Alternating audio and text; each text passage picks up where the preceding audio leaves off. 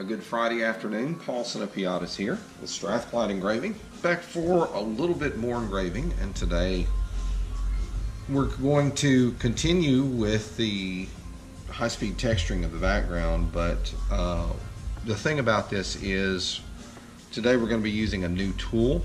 This is a Marathon Handy 700. It is a micromotor handpiece, 58,000 RPM capable, but allows me to use those burrs that I have been so desperately needing to use. So what I'm going to try to do here is get my foot pedal set up on this thing in a spot where, you know, I feel comfortable about it. That's a different feel, but I like the fact that it is a little bit heavier. Let's see here how this is how this will work.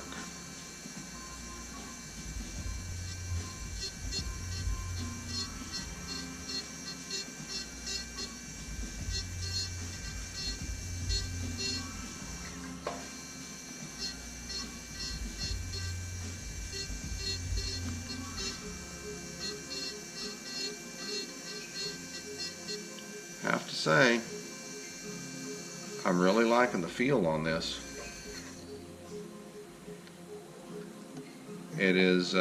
It's bigger in hand than the GRS handpiece,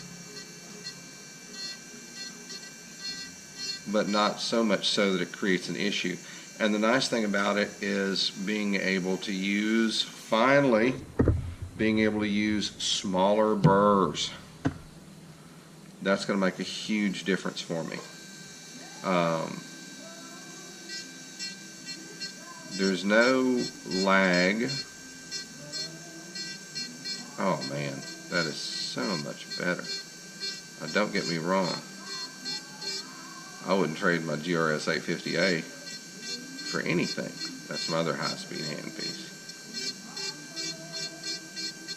But this thing is pretty amazing. I'm going to bring the R's up on this up a little bit. I want to take a look at these burrs right quick. Less than 50,000. So we're going to go ahead. I'm going to bring the R's up on this. Ooh, almost knocked one of my most pretty mods off. All right, get back on here. Let's see how this does. Oh, indeed.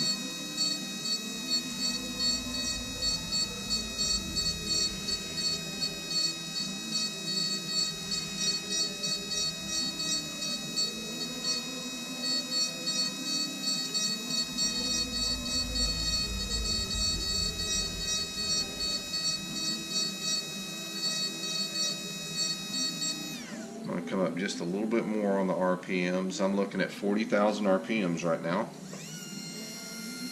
Definitely hear a difference in the motor. There we go. Now we're getting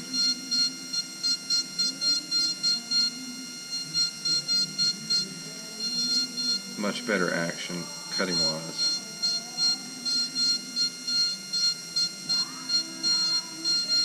And talk about being able to get close to stuff. Oh my gosh. This thing's like the bee's knees, folks. What I am going to do, though, is while I'm sitting here and since I am using a tungsten vanadium burr this time instead of actually using like a carbide,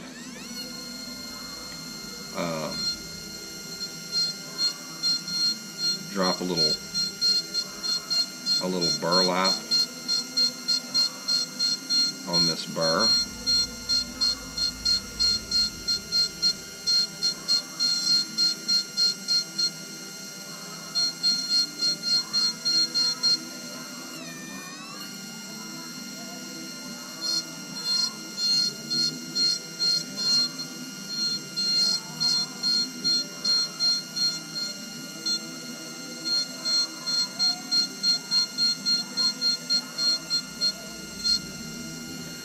That's actually pretty amazing. It does a super job. Now, one of the things that I picked up on immediately. And this is just kind of nature of the beast with this specific tool. The GRS850 has a small jet of air that blows forward towards the burr. So the nice thing about it is that as you remove metal, that little thing just kind of blows it away from the area that you're working.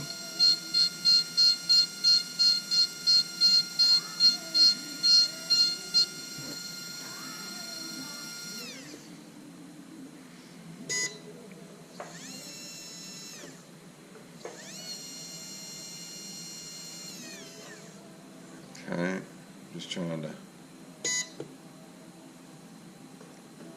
figure out how to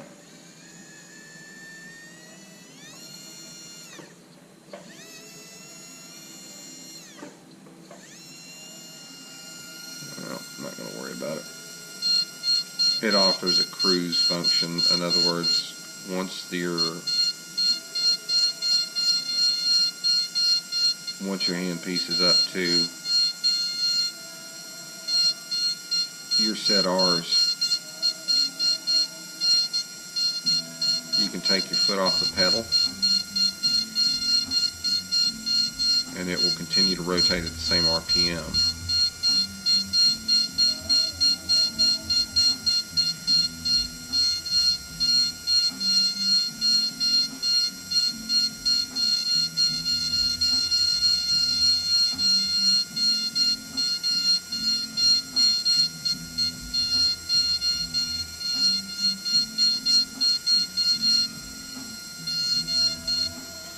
Indeed.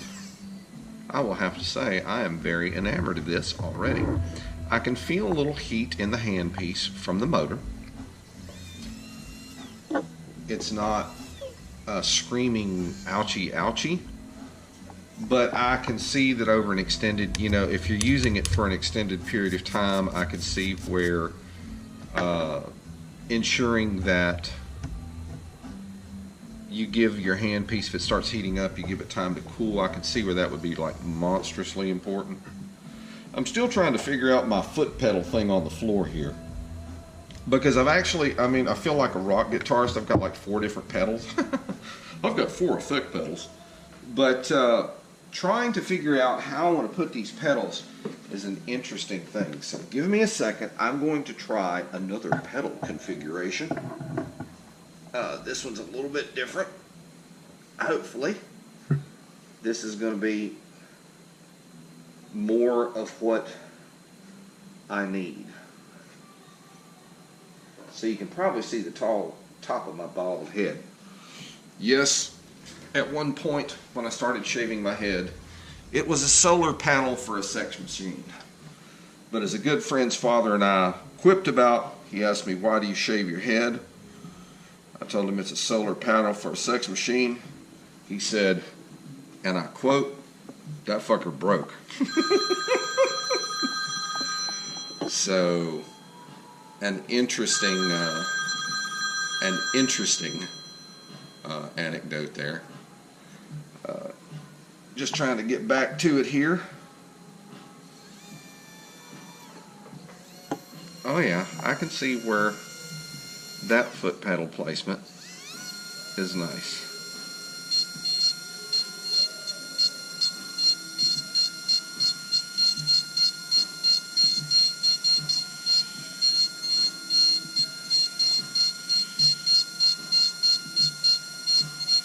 Now, there are some places where I can honestly say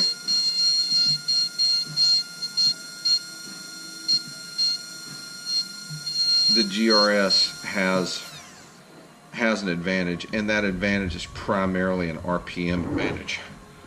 But the fact that I can finally use smaller ball burrs and get into areas that would otherwise have been difficult or almost nigh impossible for me to get in, this thing does the job. I have no complaints. In fact,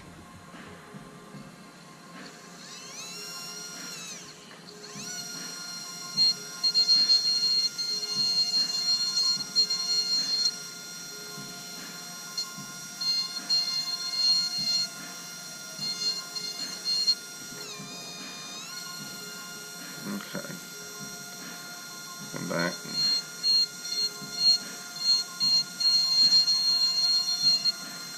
Work at that little area right there, and then I've got this little island of metal right there where the ball burr is that's screaming, remove me, remove me. So that's what I'm trying to do.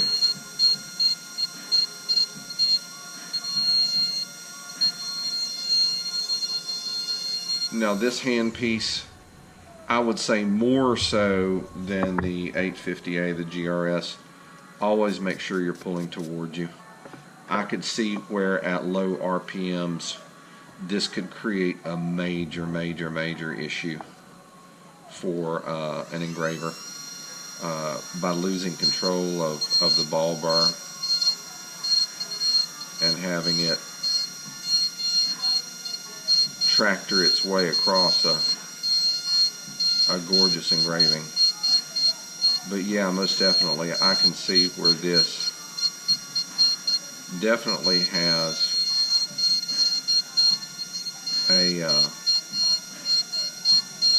an honored place on an engraver's desk. A friend of mine who lives in Hawaii, who is a very accomplished carver, uses micromotor handpieces in his work. And Apaka, if you ever watch these, dude, I can see why you love these micromotor handpieces.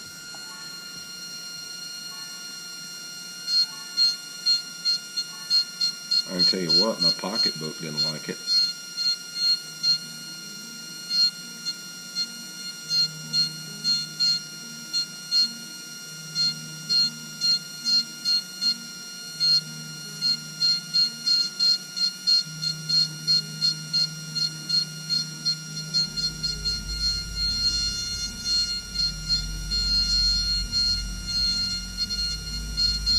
Another good thing, my teeth don't hurt when I use this thing. That other thing sounds too damn much like a dentist drill.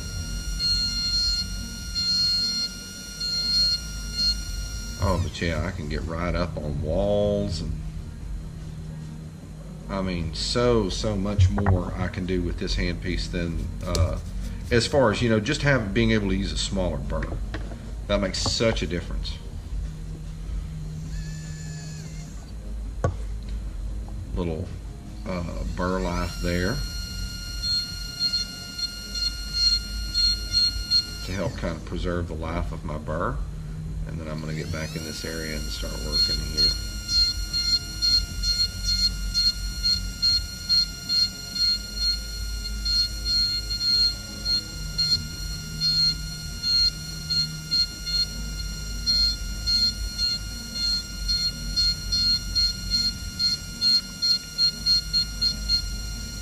I was actually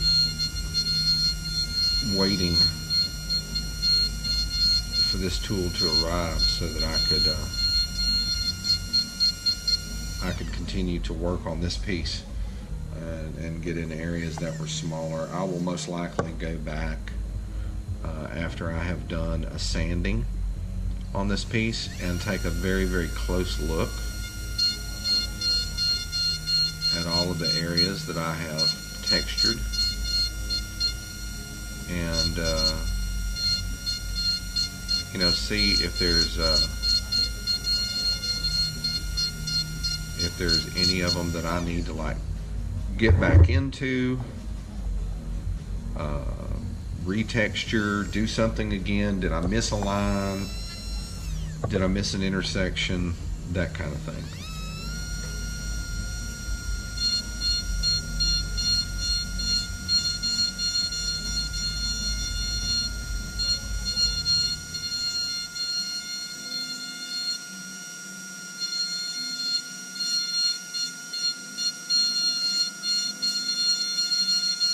Like there's one little tiny small area here, right here between these knots. Oh man. Being able to go into that thing with this little burr, just amazing. I've got to spend a little bit more time brushing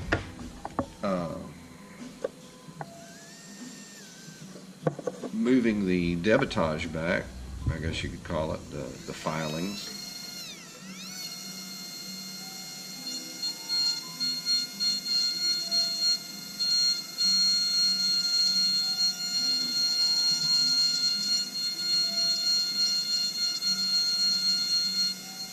I think that this would be a great tool for the hobbyist.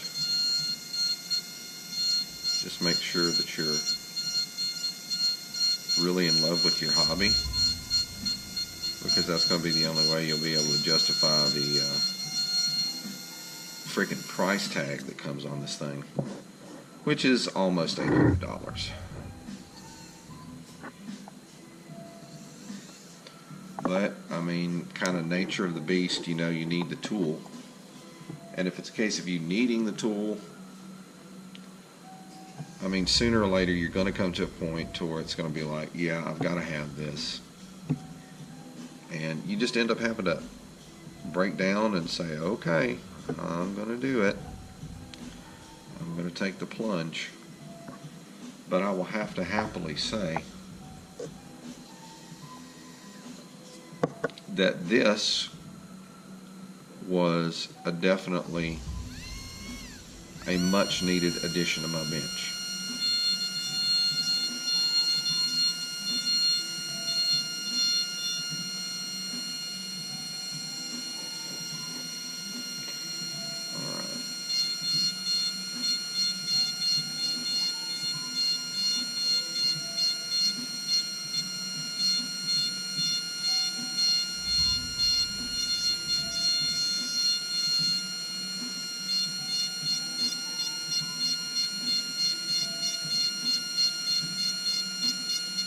See, on larger open areas like that, I can honestly come back in with a high-speed handpiece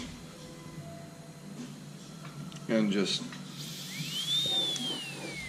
I mean, go in and knock the area out. So like this larger area, I'm just going to swap over to the air-driven handpiece.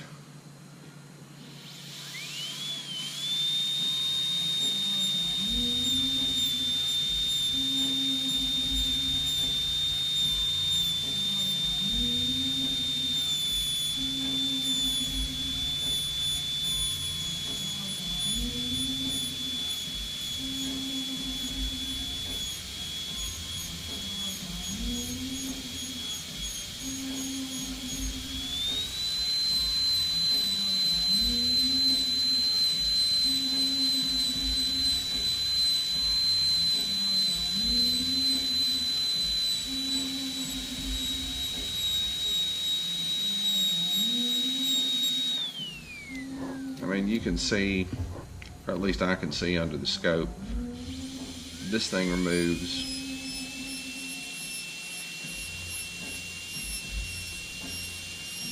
a lot more metal, and it removes it very quickly.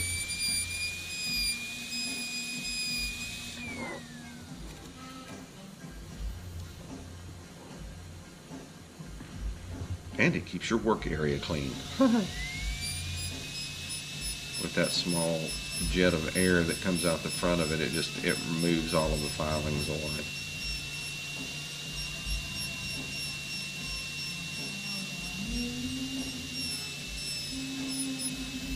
Okay. I think what I can do at this point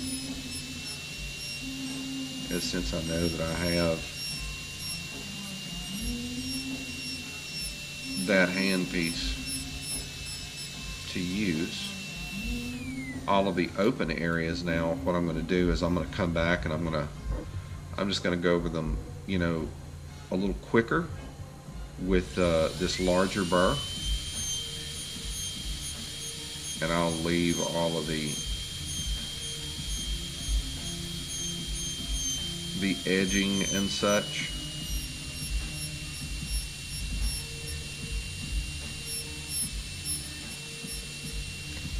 to that smaller burr. It would be nice if I could just do it all in one fell swoop.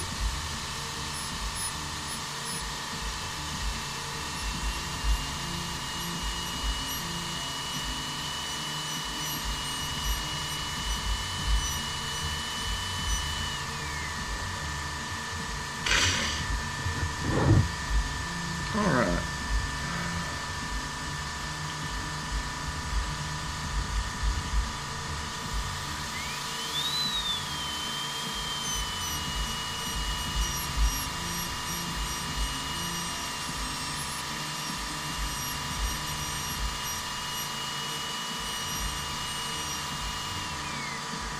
And get the major part of each area knocked down.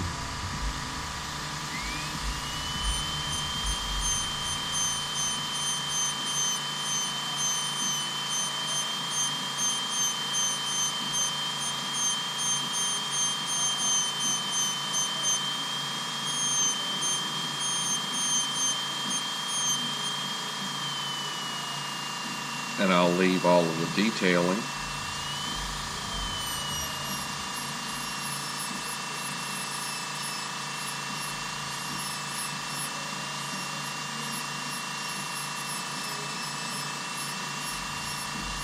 for my micromotor.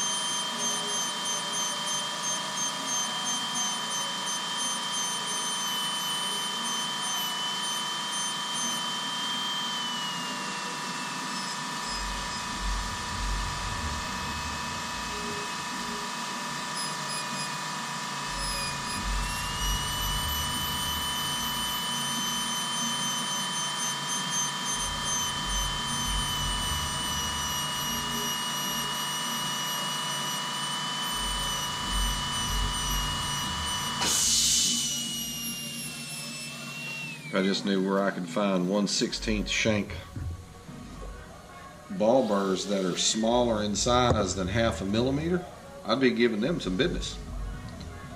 But from what I'm told, it's a case of you got to make it, or have it made. Actually, that's some pretty detailed, tiny work, and I don't know.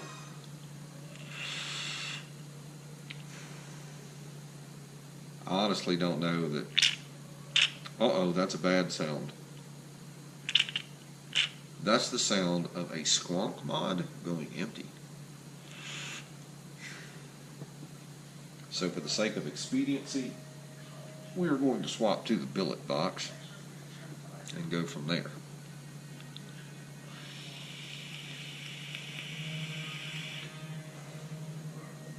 All right. But Paul, how can you see through the fog? It's magic. All right, let's keep going here. Got one little area down here that I can jump on.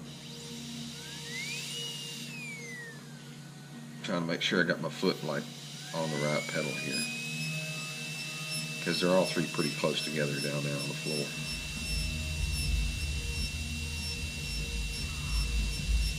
But yeah, I can see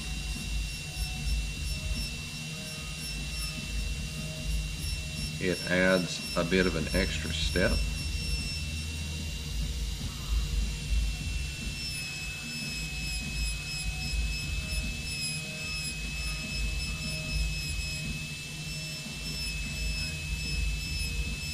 But you know what? I think I'd rather deal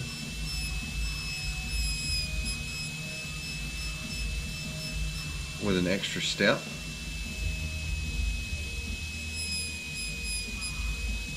because I truly believe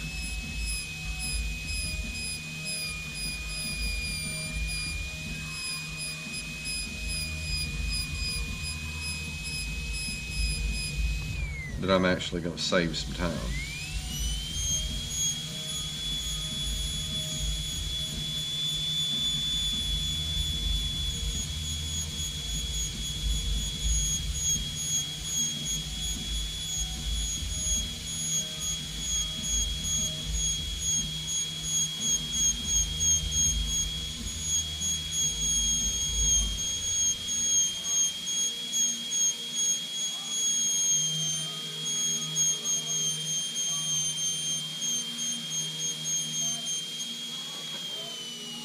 being that it allows me to move faster with this handpiece.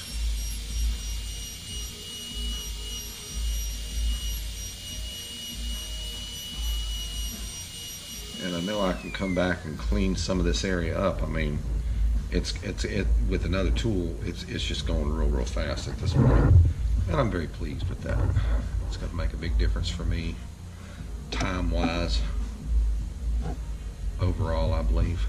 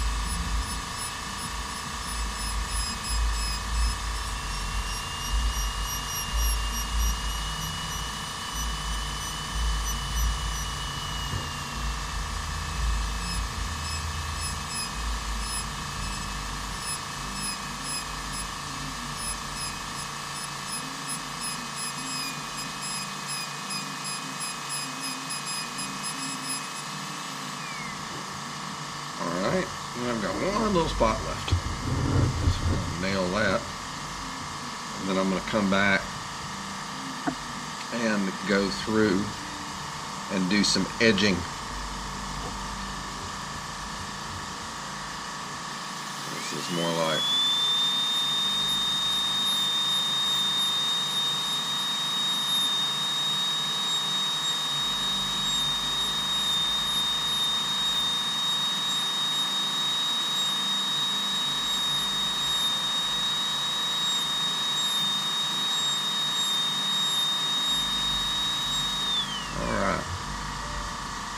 so now I can set my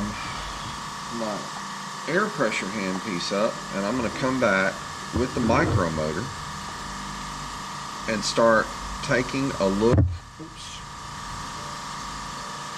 Let me make sure that's still true.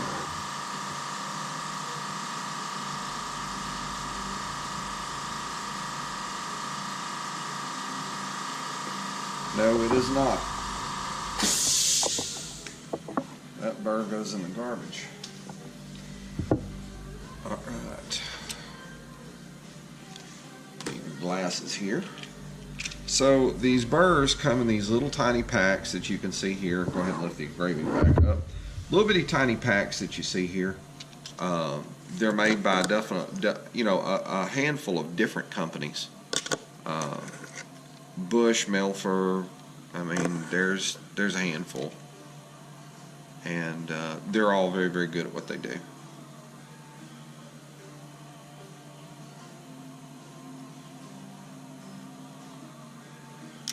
Alright, this one will work. And the cool thing, they've got these little tabs across the back. You break one of the tabs off, and then you can tap out one of the burrs and get to work with it.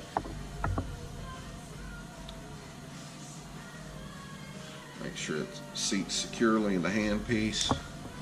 Twist the handpiece to lock it in.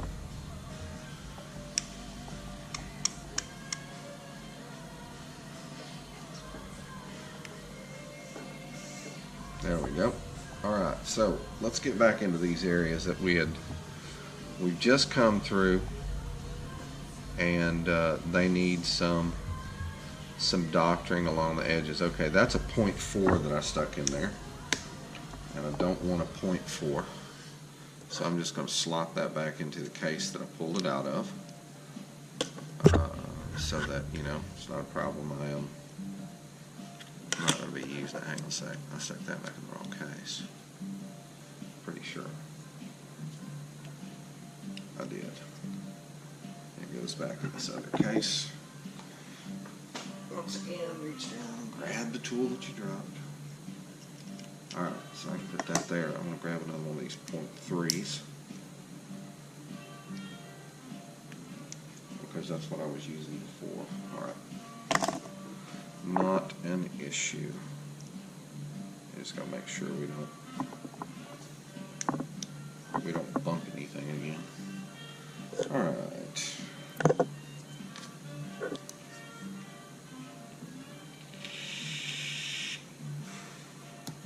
All right, let's keep moving here.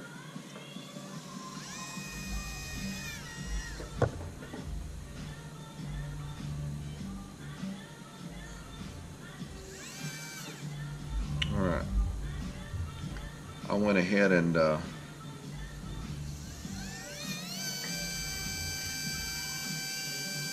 bump the R's up on this so I can get more cutting action, or better cutting action, I could say.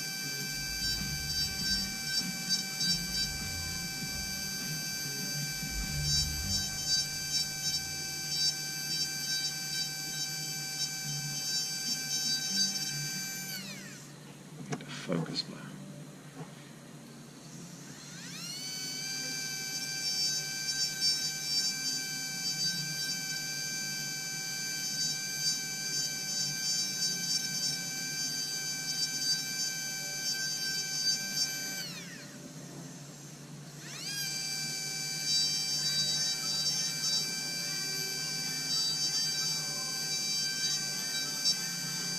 Oh man, talk about making things a ton easier. Holy moly.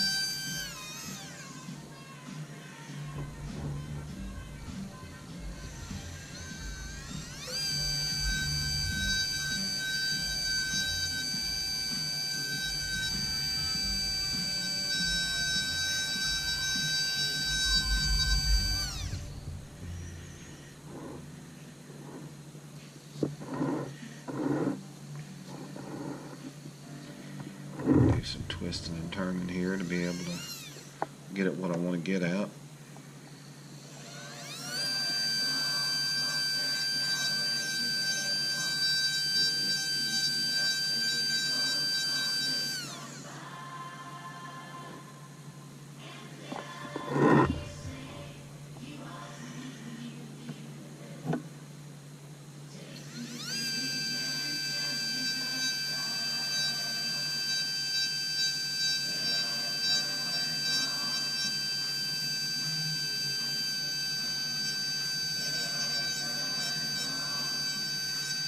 I have said it once before, and I'm going to say it again. God bless the artist who did this song. Not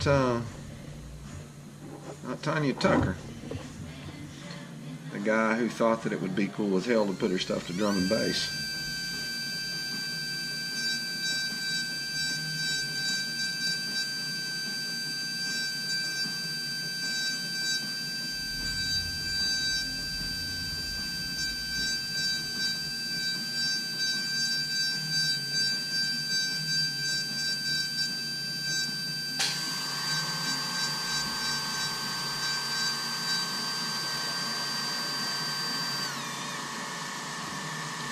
Good God, it's insane how easy this thing makes my job. Good Lord.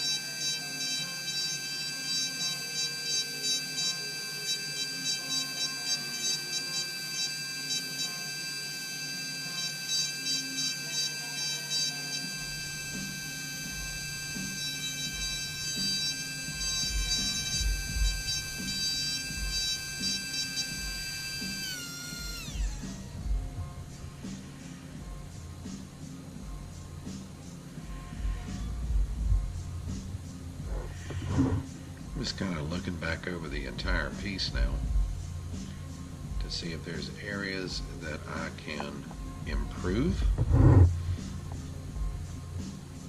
And if I see them, I tend to zoom in on them with my scope and go in and try to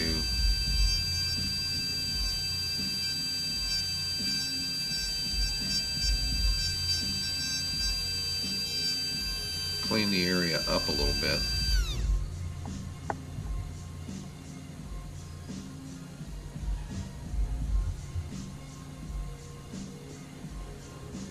It looks like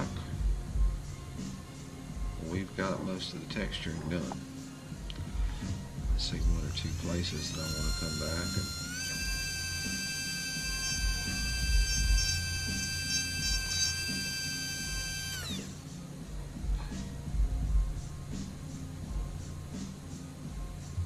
Alright, so basically we have completely taken care of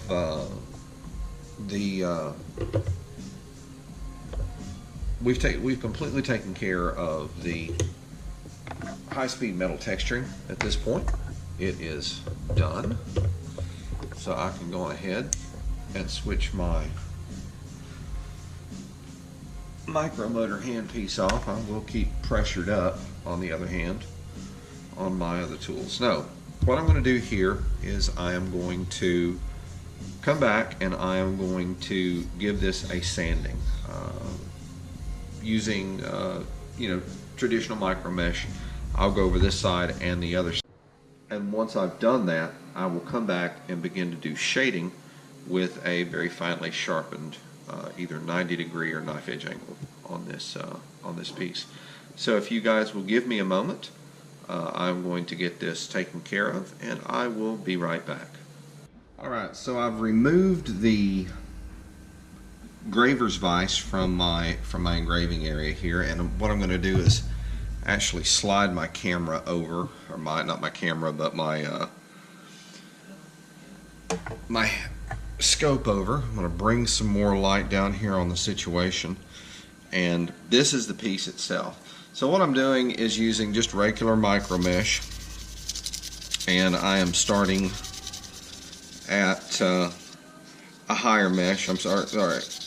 Lower mesh actually, 2400, and I'm working to try to remove any surface blemishes that are on the piece, not just on my engraving, but also the entire piece, because I mean, brass is one of those things that tends to be a scratch magnet, and the one thing I like to do is put a real good finish on these before I get them back out to their respective owners. It's important to me to do so.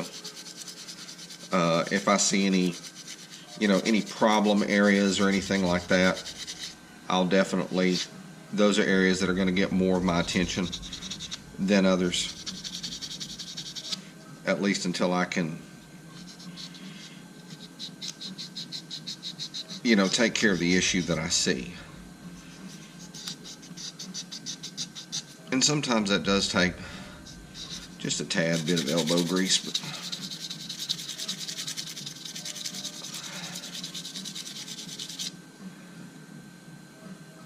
if you don't know what elbow grease is, you're a millennial. Alright, so we've got that side, we've got this side. Alright, I'm going to go from 1500 down to 1800.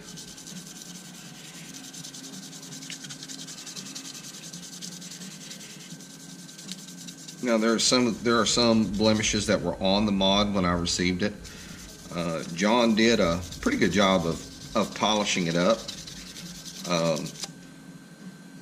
There's methods that you could use to really bring it to like a mirror finish, but I don't think that's what John is looking for. But he did remove most of the major surface scratches for me. There are still some dings that you can see, just from time and wear on the mod.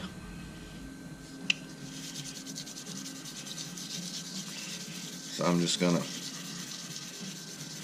go through these grits. you know, slowly but steadily get through it. And looks pretty good. Going from 18 down to 2400. 1800 to 2400 grit.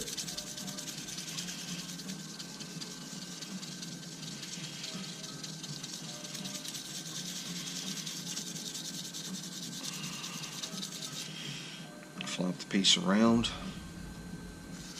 Come at it from the other side.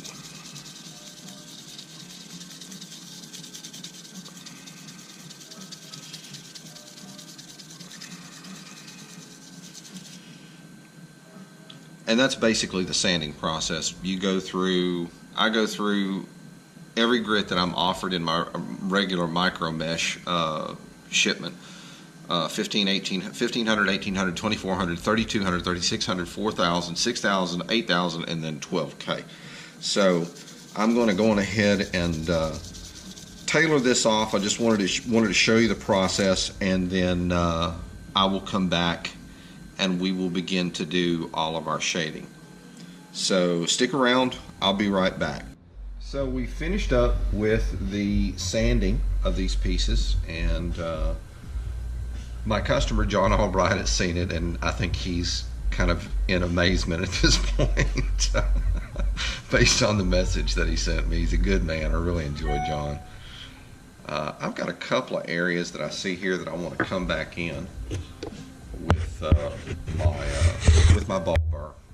I'm going to have to. I'm not going to have a choice. It's something I've got. It's something I've got to get done. There's a couple of areas where I need to go through and take care of the gaps in between. I thought I'd got them all, but when you get your magnification up real high, it allows you to see a lot more.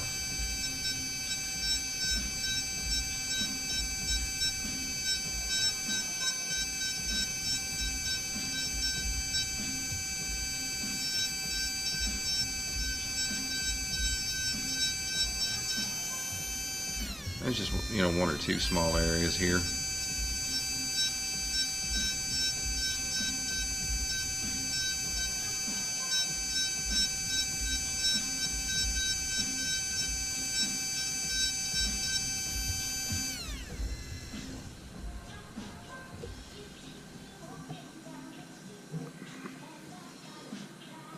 Got some little ones right here that need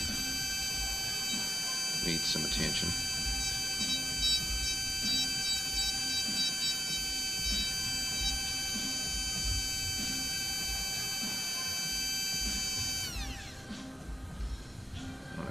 In at a different angle on these, kind of spin it around here and get them under my eyeballs so I can seize them really good. There we go.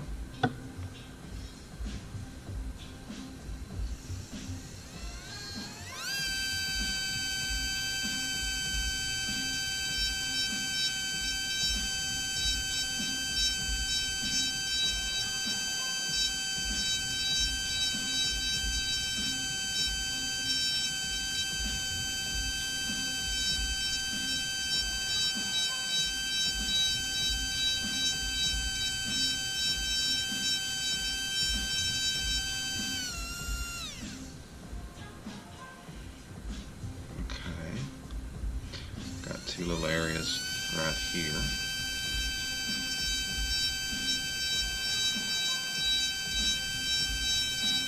I'm doing this now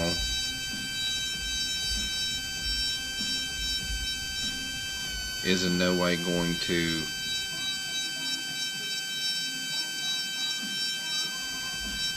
affect the sanding that I put on here.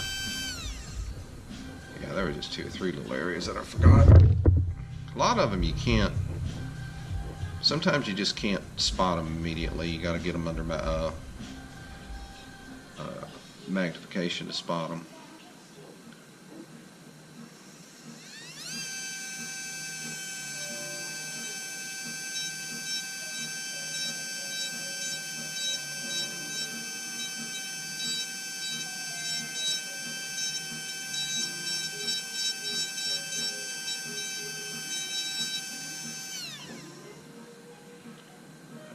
takes care.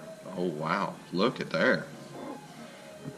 About pulled a brain fart there. I've got one area there that I just didn't even get into. Where is that booger? I just saw it.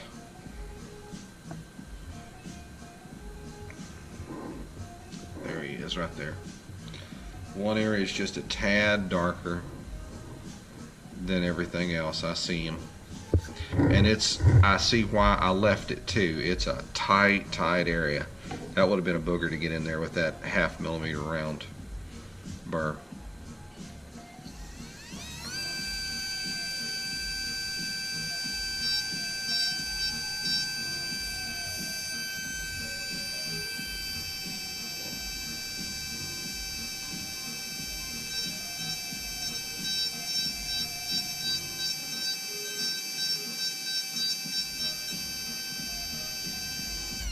I saw immediately why I didn't get in that one little spot.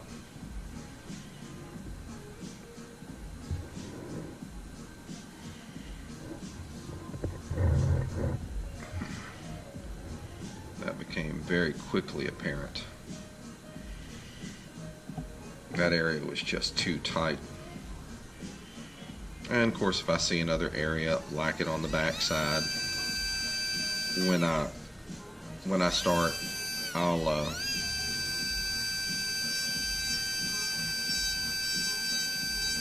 start the shading on the other side if I see any areas like that as well.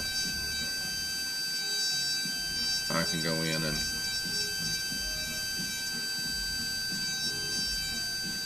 take care of them with a minimum of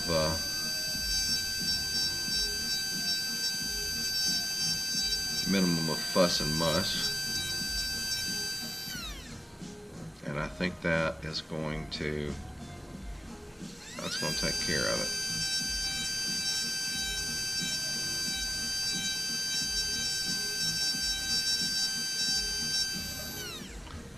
Yeah, I could go back into each one of the areas and blah blah blah, but no, we're not going to do that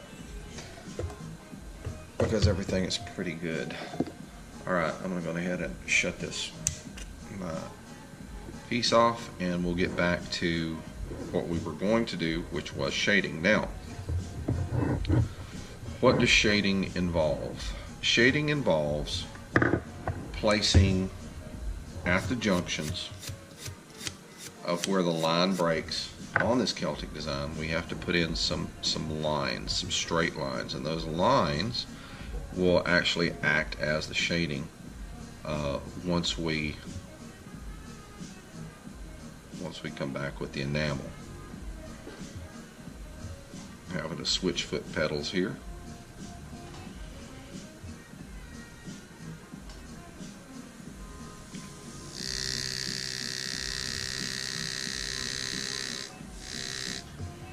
Now some of these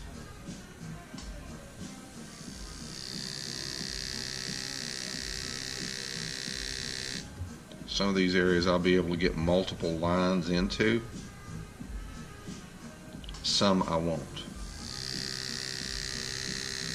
And when I say multiples, I mean I put a center line when I do this, and then I follow that center line with 3 lines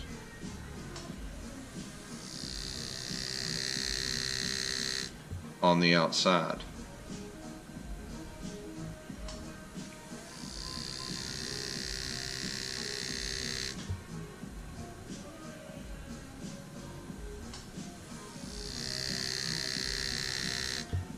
Alright, that's good.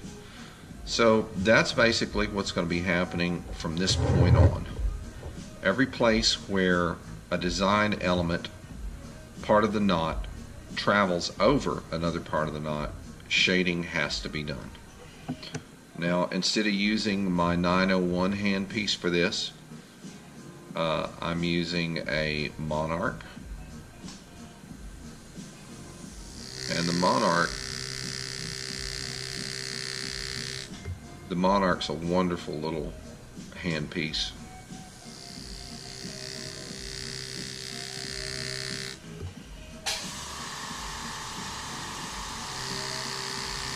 It's not it's not as heavy hitting as the 901 handpiece is.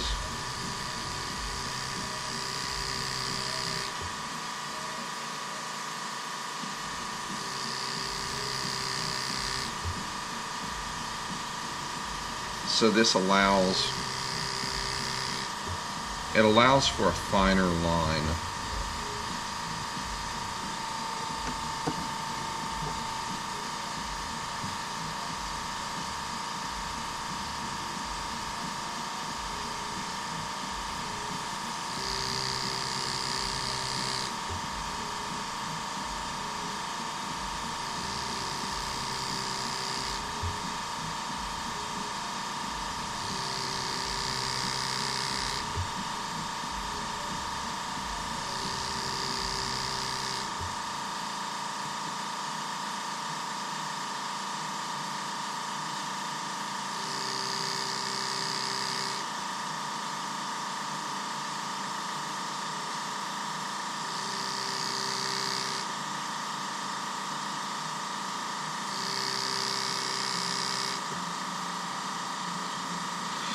Okay, so I'm just kind of moving across the piece bit by bit. You know, if I need to rotate the piece, I'm going to rotate it. What I'm trying to do is from one position of my project, and then, excuse me, sneezed.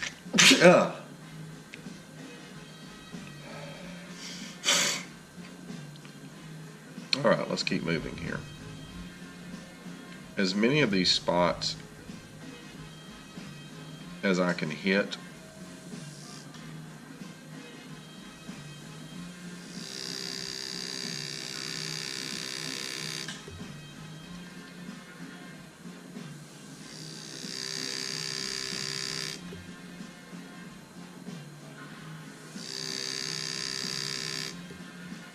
without having to readjust the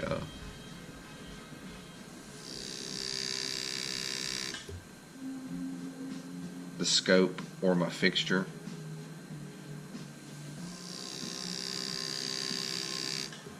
Holding the piece.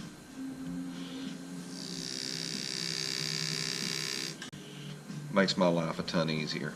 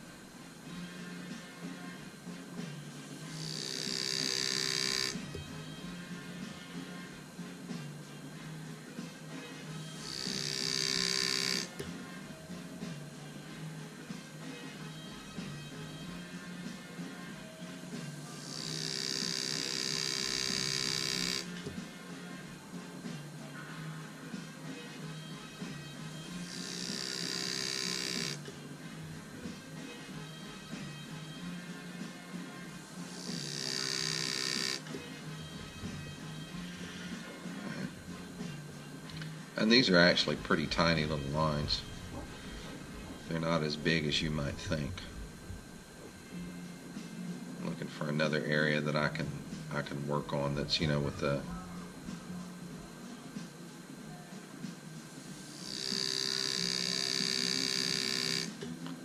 shading lines all going one direction kind of thing.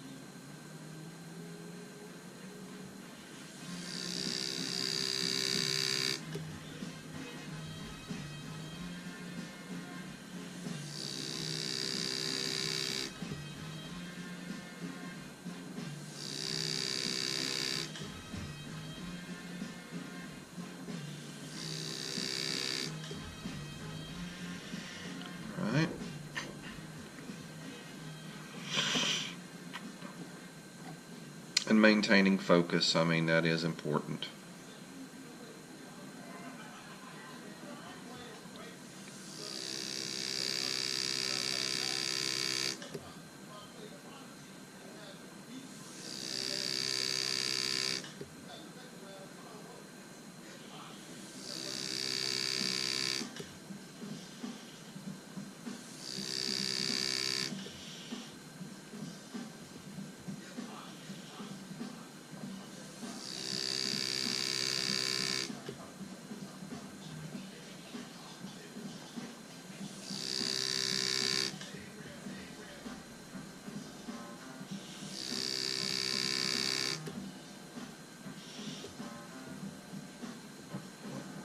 Okay.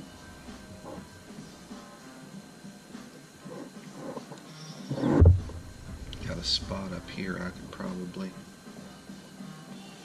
nail out right now.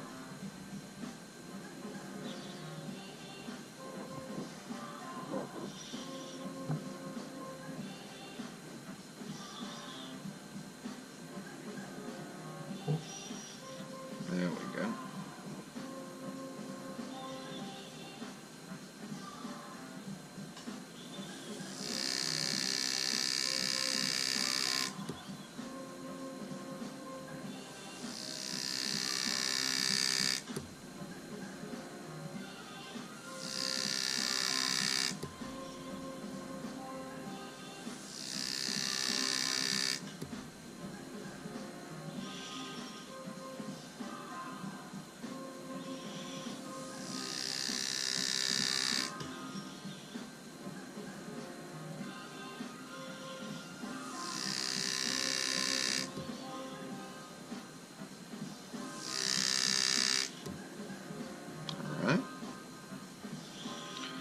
Now I'm going to see if I can spin this piece and start coming back in on some of these other angles that I need to hit.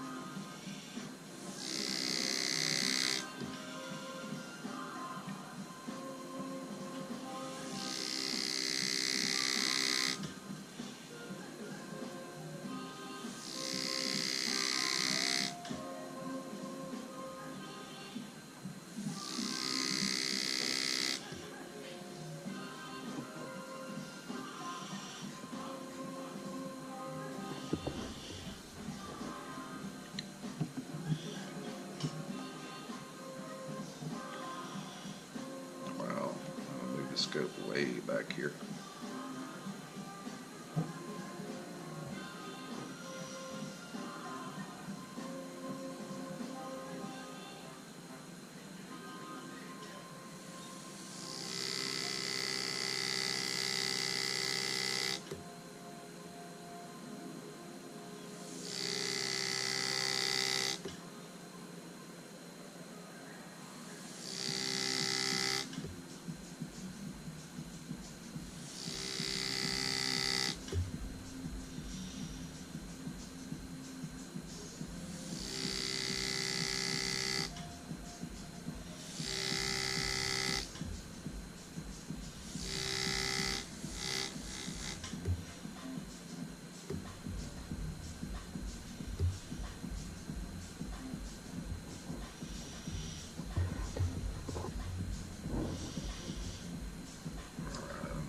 Scope again.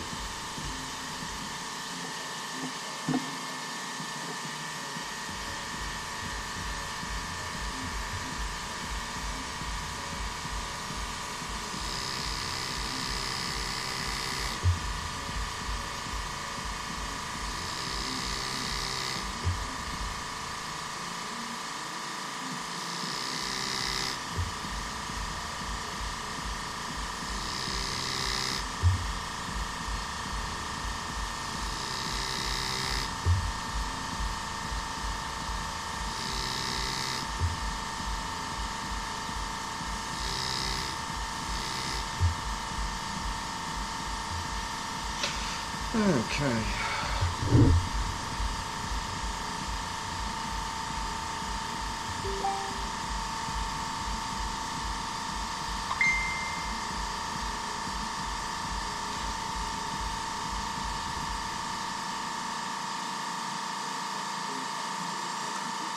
Yeah, I just got sent a message by my customer.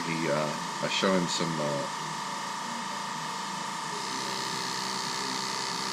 I showed him a few preliminary pictures,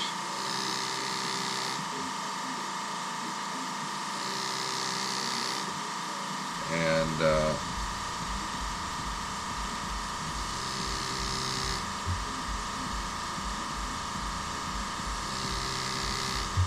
words from his own mouth. Don't know what to say, man. Blown away. That's the kind of thing that any artist loves to hear. That's the kind of thing that will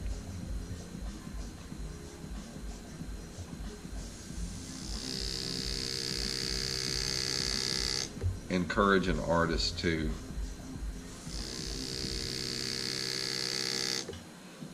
really kind of like double up on efforts to really put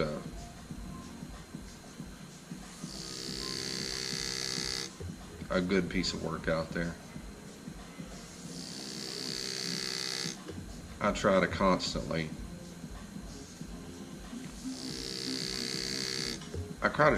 tell myself when I do this, this line has to be better than the next line. This line has to be better than the line before it. The line that comes after it, I want it better than the line that I cut before. That's just diligence.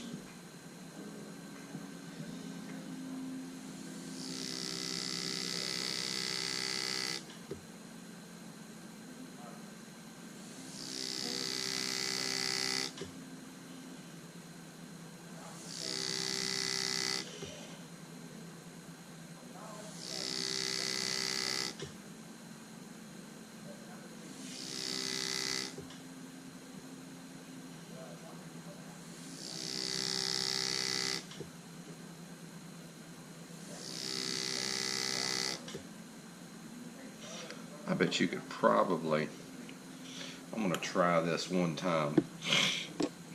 I want to try pushing one of these shading lines.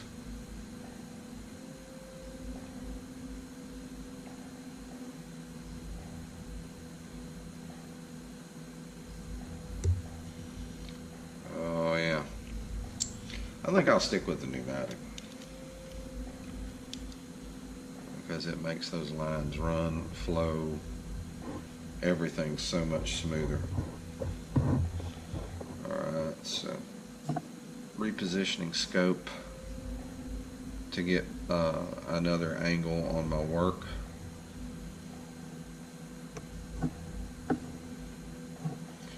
And just keep doing my best to keep moving here. Not happy with the way that angle set up. Much happier with this. All right.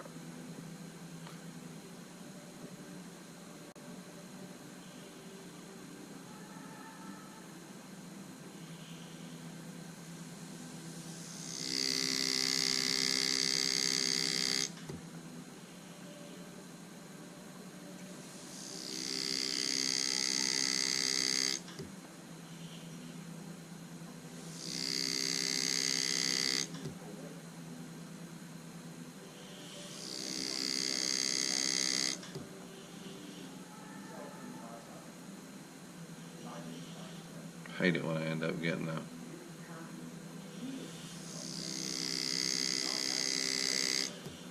curl of metal that wants to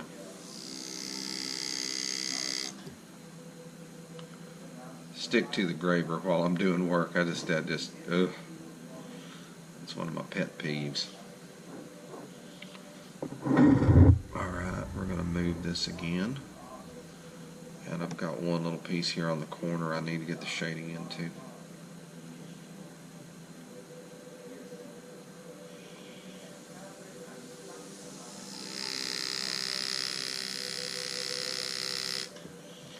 I'm actually moving my wrist around this curve.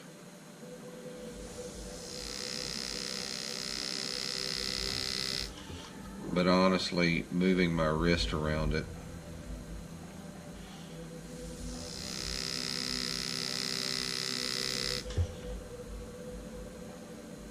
actually goes a little bit quicker.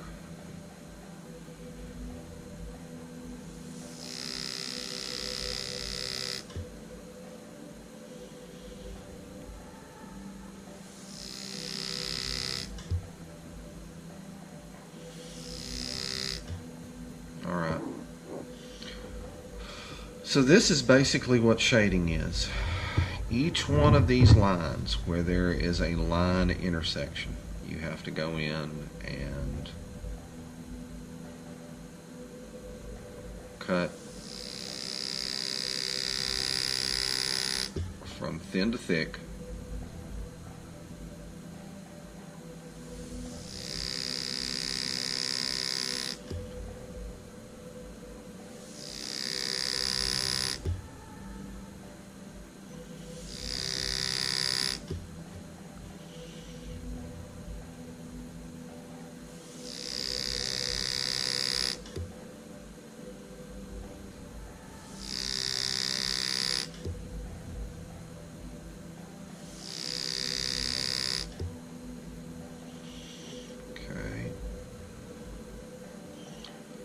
Now I'm going to go back in through and look, because there's some spots here that need to be handled up on,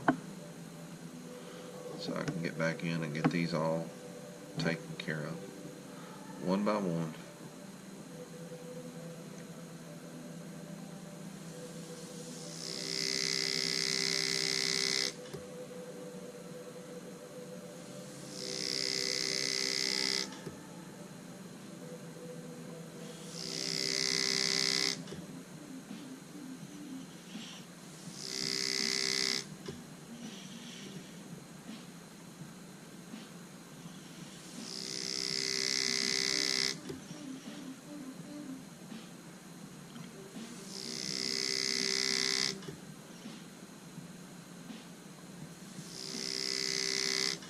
And to get the graver to do what it needs to do, at least with this spot, at this spot, keeping in mind that this metal is truly dead soft.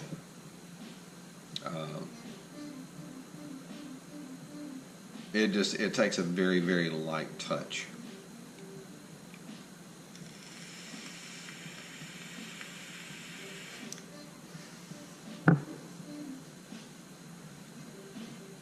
A very light touch.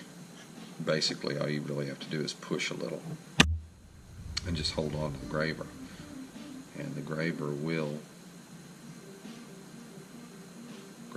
do the work.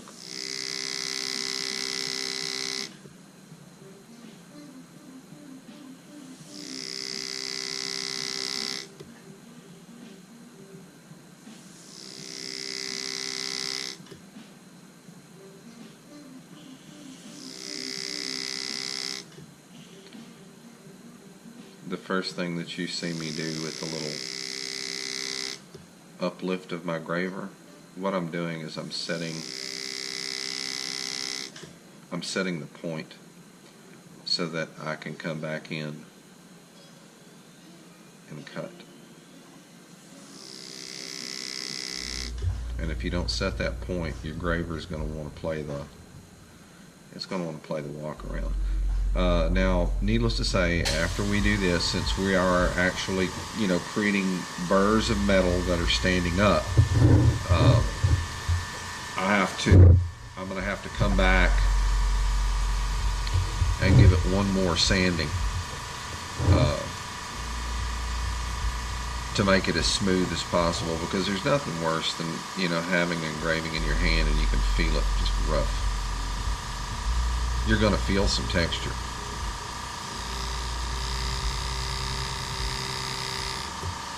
There's not a lot you can do about that.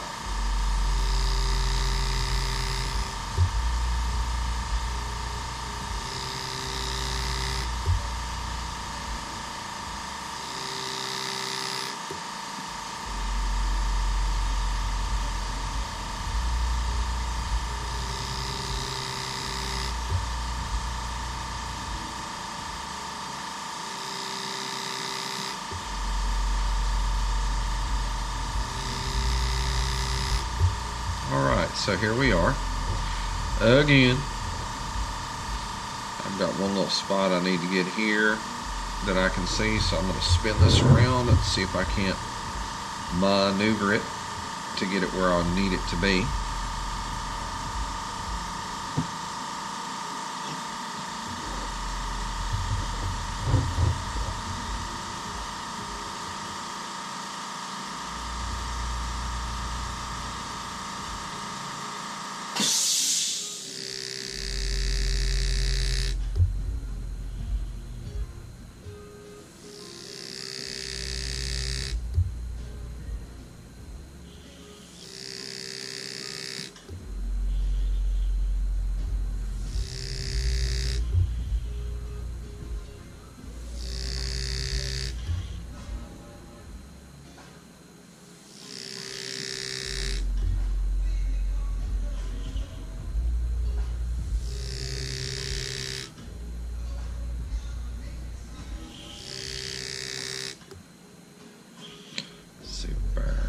Super. Okay, I've got a fixture here, or a design element here that needs shading. I've got one down here. So far I've got all of these. I see one right here that I can just kind of like, since I'm in the position to do it, I'm going to go on ahead and nab it.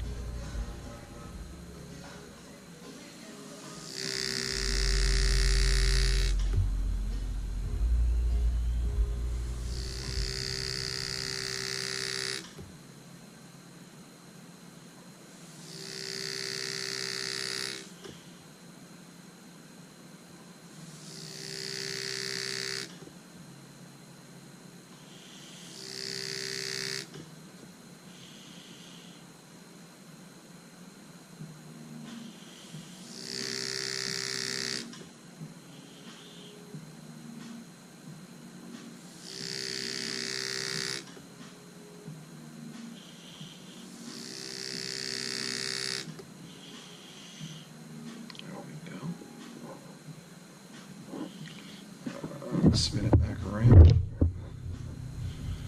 readjust the scope, and come back at it. But this is, this is the process now, is working through all of this fine, detailed shading. This doesn't usually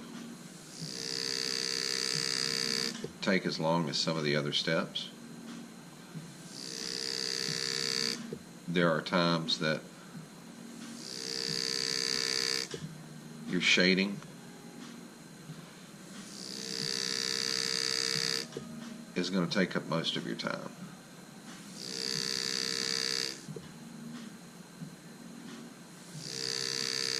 It's not getting the lines cut that's time consuming. The time consuming part of it comes in when you actually start bringing the piece to life. You start shading it. That's when things can get pretty wild.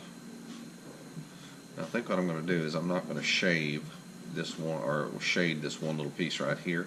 What I'm going to do is use that as an area to put my signature as an engraver. I like to do that for the most part small, not too conspicuous. I do want my signature to be seen. I sign all of my work.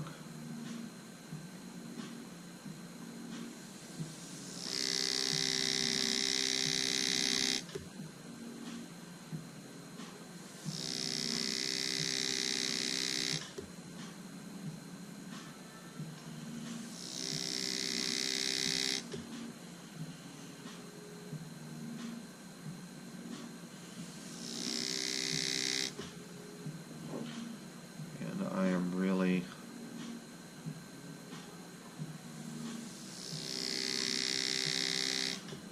looking forward to getting started on a few more of my other customers once I finish this. This piece has proven to be, although very just stunning, it's a stunning piece to look at. It is also proven to be one of the most time-consuming pieces I've done yet.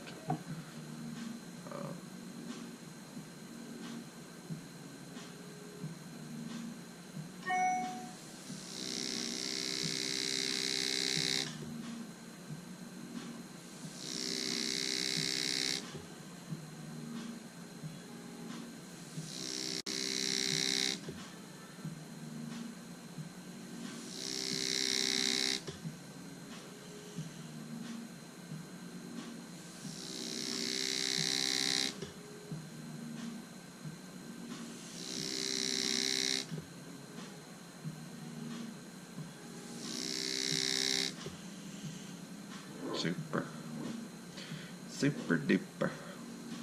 Alright, let's keep moving. I can get some shading lines in here.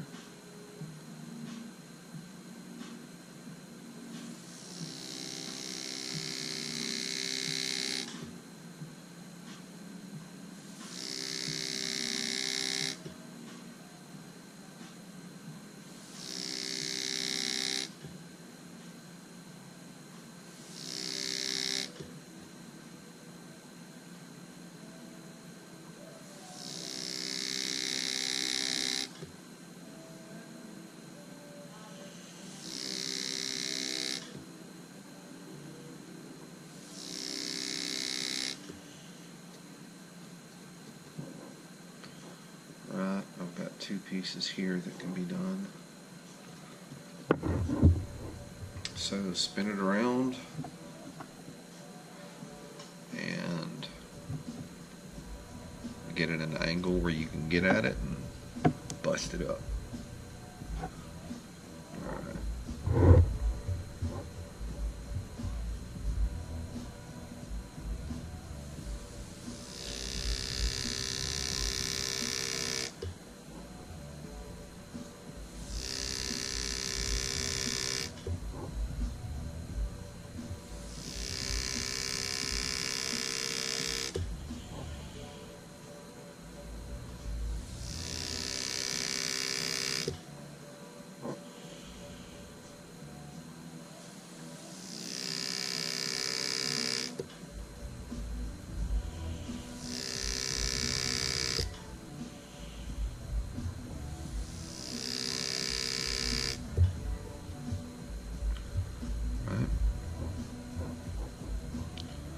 Got another one here at that same angle.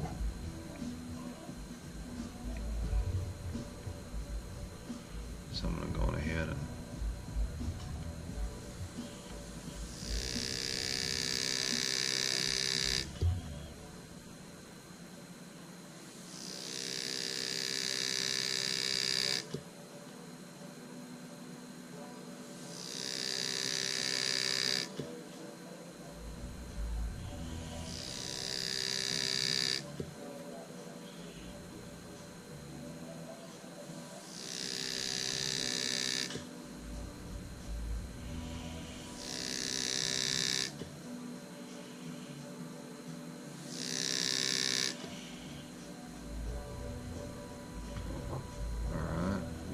targets of opportunity with a slight twist and a reposition. I can get at this side and get some more done.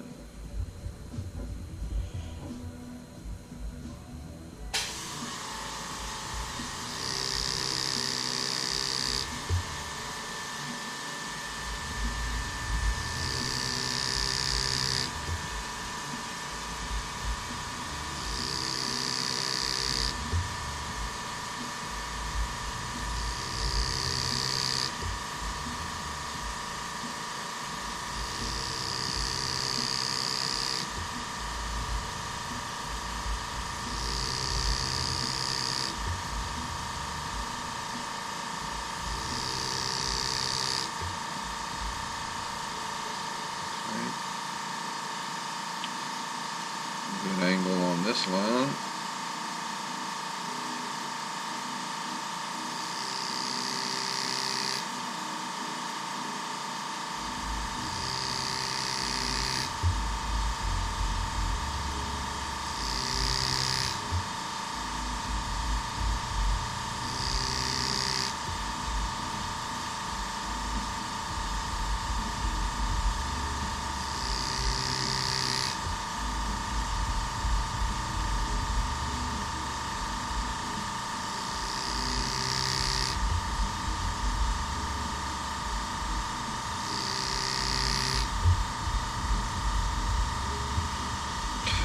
Oh, me.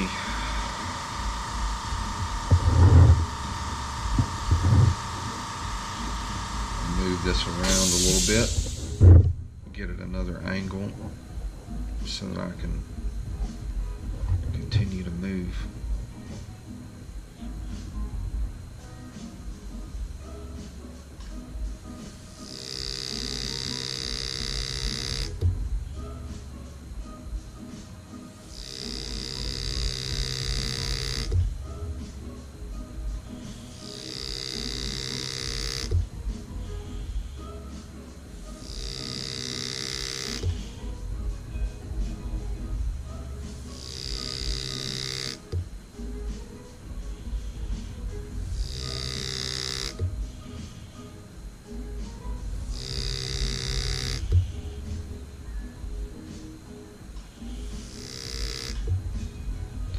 You want all of those small shading lines to terminate together at the end of a run.